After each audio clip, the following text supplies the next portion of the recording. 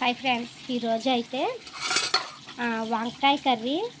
ఎప్పుడు వంకాయతో మీకు తెలుసు కదా, నేను బోల్ వెరైటీస్ చేస్తానని.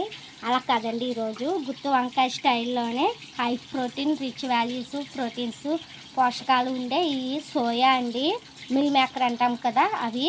ఆ meal maker 1 hour hot water వేసి లైట్ సాల్ట్ వేసి నానబెట్టేసుకుని ఇలా వాటర్ అంతా పిండేసి మిక్సీ పెట్టేసుకుంటే ఈ విధంగా వస్తుందండి, కీమా టైపు. అలా ముద్ద పక్కన పెట్టేసుకోవాలి.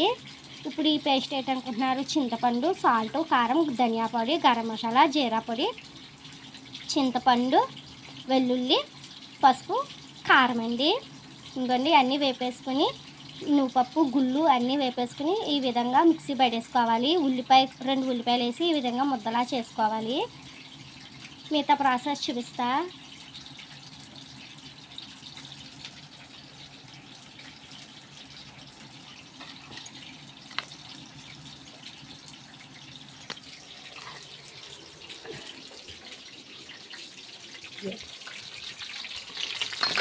ఇవన్నీ ఈ వంకాయలు అయితే 4 పక్షాలుగా కోసుకొని ఇలాగా ఆయిల్లో ఫ్రై చేసుకోవాలి. ఇవి కొంచెం సగం వరకు వేగితే సరిపోతాయి.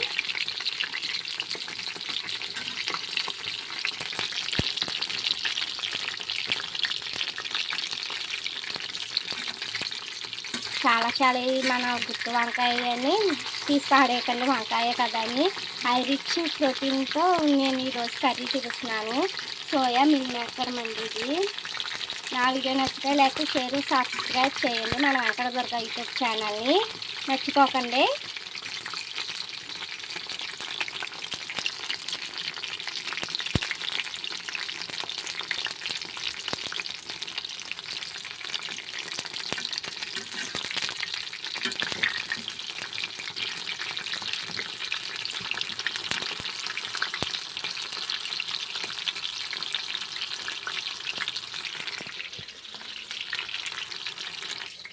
ఇదైతే అండి ఈ సోయా గ్రాన్యూల్స్లో అంటండి, సోయా చంక్స్, మిల్ మేకర్ అండి, పెద్ద మిల్ మేకర్ ఉంటాయి కదా, అవి తీసుకుని హాట్ వాటర్ నానబెట్టేసుకుని ఇలా పేస్ట్ చేసుకున్నాం కదా మనం.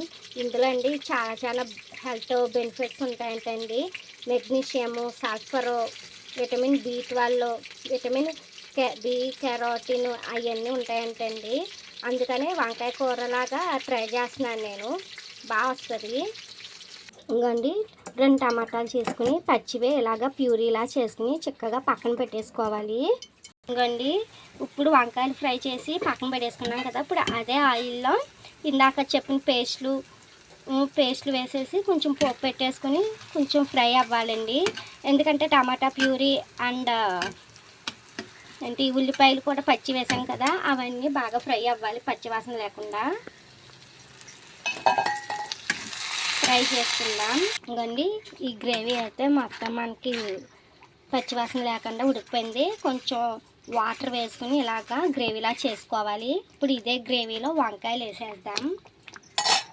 ఇంకండి వంకాయలు వేసేసాం. ఈ వంకాయలు ఆల్రెడీ ఆల్మోస్ట్ ఫ్రై అయిపోయాయి. ఈ గ్రేవీలో కొంచెం ఉడికితే సరిపోతుంది. కొంచెం కొత్తిమీర జల్లు వేసుకుని ఒక్క 10 నిమిషాలు ఉంచితే సోయా వంకాయ రెడీ అయిపోతుందండి. ఈ వీడియో మీకు నచ్చిందా? అయితే లైక్, షేర్ చేయండి. మన వెంకట దుర్గ యూట్యూబ్ ఛానల్కి ఉంటాం ఫ్రెండ్స్. Bye, keep smiling.